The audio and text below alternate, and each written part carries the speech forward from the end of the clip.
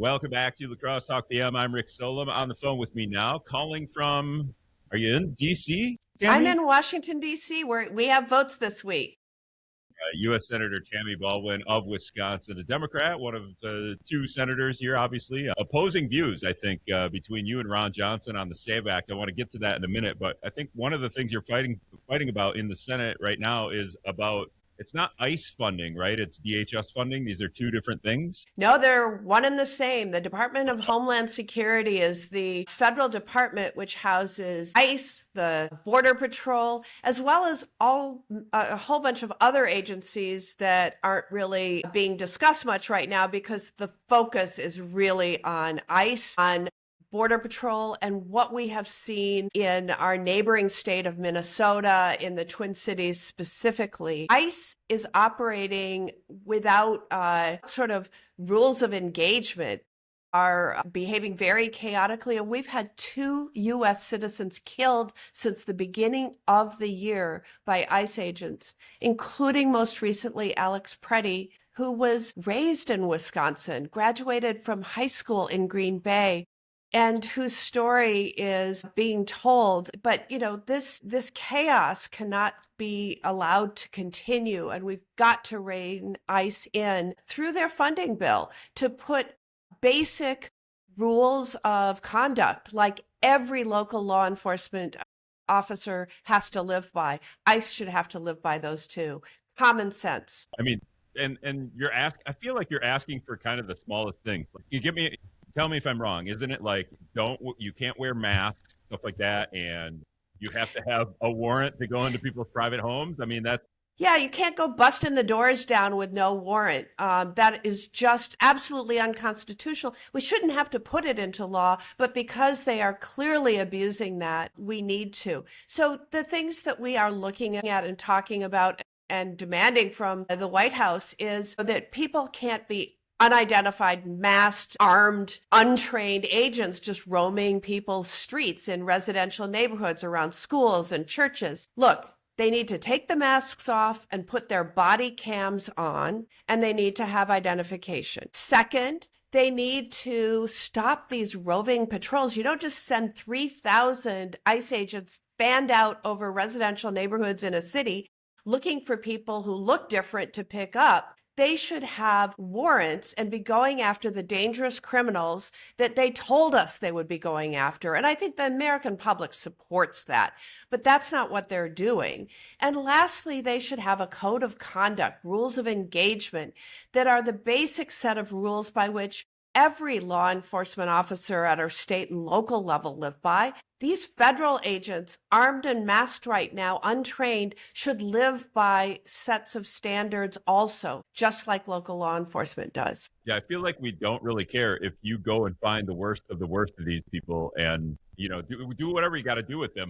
If they're in jail already, I feel like they're in jail. If we deport them, are they going to jail somewhere else? That's always kind of the other thing I saw that's happening in Minneapolis. The Star Tribune did a story about, I think they're renting cars, but they're also like switching license plates. Yep. We've heard a lot of anecdotal information about it. And again, when you're renting cars, SUVs, they're unmarked. They don't say, I'm from ICE or I'm from the FBI or the DEA or the alphabet soup of federal law enforcement agencies, the Border Patrol. But this chaos has got to be reined in. That is why we are demanding these common sense safeguards to be added to the bill that funds ICE and the department in which they operate. Well, from my understanding too, is ICE is still going to be funded, right? Because of the big, beautiful, the big, beautiful bill. Yes, you're accurate. And there were dollars set aside for ICE operations in that bill that passed only with Republican votes in the Senate and in the House. But what we are demanding right now is that these safeguards that we're adding apply not only when an ICE officer is being funded by an appropriation bill, but also when that same ICE officer might be being funded by the dollars that were allocated in the what's known commonly as the big, beautiful bill. I think it's a pretty ugly bill, but whatever. So we want to make sure that these rules of conduct, rules of engagement apply no matter what dollars are being used to pay that ICE agent or pay for that ICE agent's deployment. So essentially, hopefully don't wear masks, identify yourself, maybe wear identifying clothing where you have name tags or something like that. I don't know if that's part of it. No, absolutely. These are part of it. And one of the things I thought was so powerful was just in the very early weeks of ICE's deployment into Minneapolis. And by the way, that's not the only city in the United States where you've seen these massive surge of ICE agents.